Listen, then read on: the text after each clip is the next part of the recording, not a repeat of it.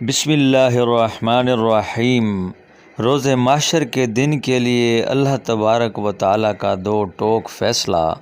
हदीस कुदसी है, अल्लाह तबारक व ताला इरशाद फरमाते हैं, मेरी इज़्ज़त और जलाल की कसम, मैं अपने बंदे के लिए दो इत्मीनान और दो खौफ एक साथ जमा नहीं करूँगा। अगर दुनिया में मेरे हवाला से वो बेफ़िक्र रहा तो उसे उस दिन खौफ में मुब्तला करूँगा जिस दिन मैं लोगों को जमा करूँगा, यानी रोज़े माशर।